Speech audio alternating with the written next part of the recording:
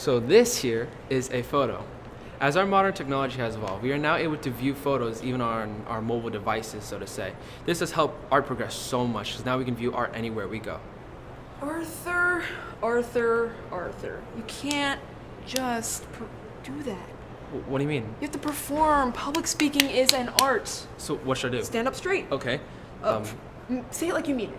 Like this? Yes. Yes. Okay. See, now you're doing it. Now you know Yeah. I understand. Okay. Cool. Now, guys, you gotta know that there are different ways of art and different forms of art, such as architecture, literature, cinematography, even fashion.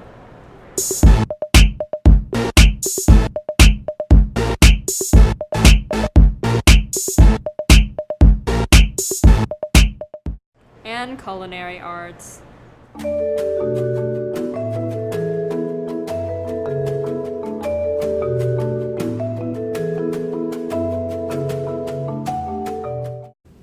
What even is art? Art can be described as an expression of creative skill, as both the process of making something and the something that is made.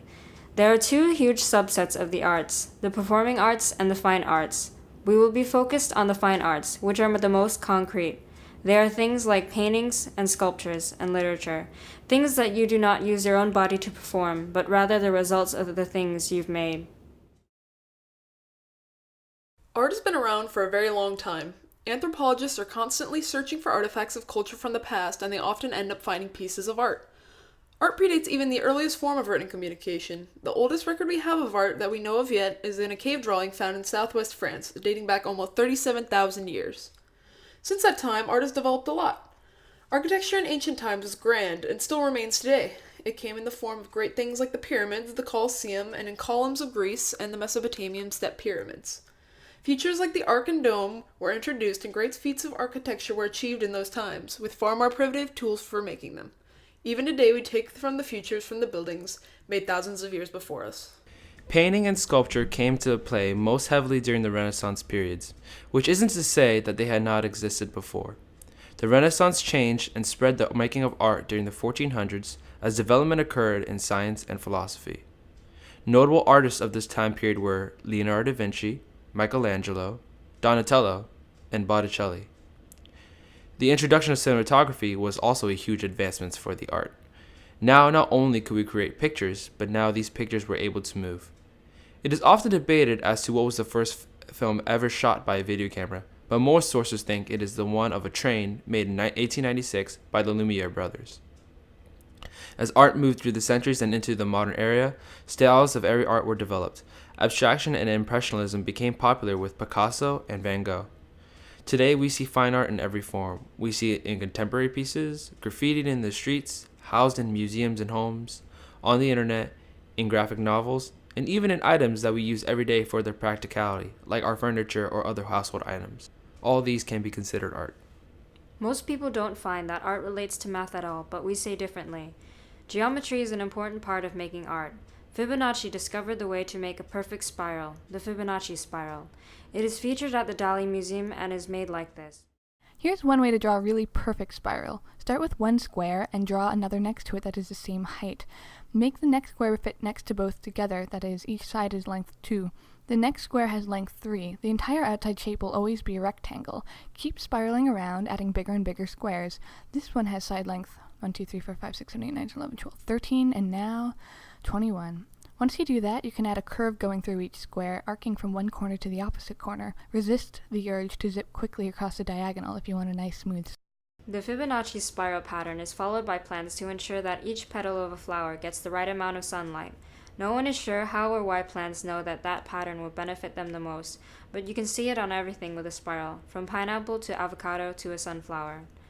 Also, the golden rule ratio uses proportions between features of the face and body to allow someone to draw a perfectly anatomical face, provided that they have the skill to do so. It was shown in the Vitruvian Man by Da Vinci. Anatomy is often recorded as art and shows how natural sciences can be captured by artists to show what bodily functions exist and how those functions work. Art has also been used to sway the people. Propaganda has used art to convey meaning and subliminal ideas into the heads of the people to get them to think or act a certain way. Art can be used to construct social norms by exposure to what art content is most accepted by others. Propaganda may use art in order to promote ideals, making one seem grander and valiant than it may really be. For example, we see this in the art of literature. The Roman poet Horace alludes to the Emperor Augustus with courage in one of his many odes. Religion has been practiced since the dawn of time. As man evolved, religion was used to explain occurring phenomenon.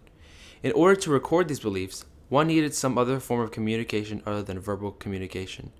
Before a formal written language was developed, art was used to express ideas and share stories. Religion was a large part of those ideas. For example, the hieroglyphics in ancient Egyptian wall paintings, many of its subjects were the pharaohs and their gods and goddesses. Furthermore, art was able to play such a vital role in the development of language as well as religion.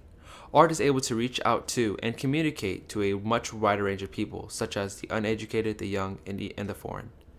One is able to look at a piece of art and understand what is happening within the piece. Although each one may interpret a different story, what is seen communicates a general idea. However, art's development is also attributed to religion. Many works of art were inspired by religion, especially during the Renaissance. Beloved and highly praised works of Michelangelo and Leonardo da Vinci contain Christian themes. Greek and Roman mythology was also a common subject matter. The famous sculptor Bernini had various works with Greek mythological themes, along with Christian ones. Art and religion have collaborated for ages and will continue to do so. Art has a huge array of glossaries depending on the form of art you are using. Each one uses its own terms to describe the processes by which they are made. Art as an area of knowledge uses several terms.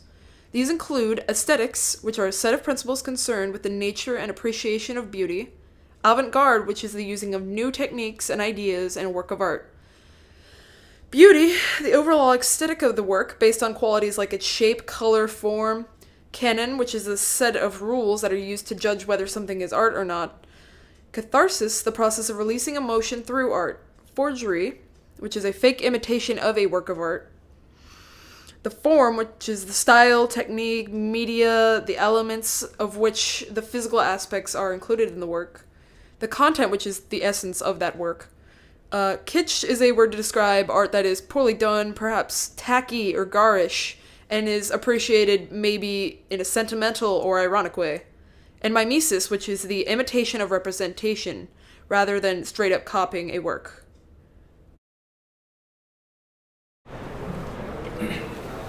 My dear friend Arthur, look at this fine specimen of watercolor. Look at how the dark contrasts with the white, how it brings out the juxtaposition of colors, and how, doesn't it speak to you? Don't you hear it? I hear it. The emotion rising within me. What do you think of it, my dear friend? I honestly think it's just a bunch of flowers. Say that again. No, okay, Mylin, I said it's just a bunch of flowers. No, it's not. Legit, look, that's all it is. No. Mylin! This is art. How can you say it's not just a bunch of flowers? Guys, chill. This is actually one of the most common debates concerning art, because the criteria for what art is incredibly vague and subjective. It's hard to determine when something crosses the line from being not art to art. It doesn't help that everyone perceives art differently. There are so many ways to interpret a work of art, and yet scholars and IB students often argue about who has the best idea about what the art means. Everyone takes a slightly different meaning from a work of art than the next person. Some argue that intention is what marks whether something is art. If the person who made the art in question with the intention that it be art, then it is art. Others believe that really anything can be art. It doesn't matter what the intentions were. Some people have a specific idea of what art needs to be in order to be called art, and if it doesn't meet that exact criteria, then it is nothing. It is an interesting debate, because it's an almost literal example of one man's trash is another man's treasure. Art and education is another topic of wide-scale debate. Some people think that art education is a waste of government money and figure that children on their own will learn to like art or not. These people think that it doesn't matter whether students are educated in art because they do not see it as a well-paying job or viable option for the future. However, some argue that artistic teaching is valuable for development and expression and should be included in curriculum, fighting for it to stay.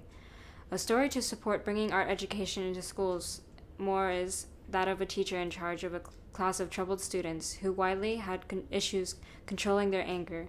She taught them that whenever they felt mad, they should get a strip of paper and make one of those paper stars that you see in the media center vases. The teacher taught them how to make these stars, and over time, she found them to be much calmer and relaxed in situations. Art is also used to help younger children to learn, since it conveys knowledge without the viewer needing to use language that kids often don't fully understand until they are older. Art as an area of knowledge is like a staircase. It has its ups and downs. I'm an art optimist. And I'm an art pessimist. I love art because it allows you to experience emotions that you've never felt before and invokes a deeper meaning within anyone.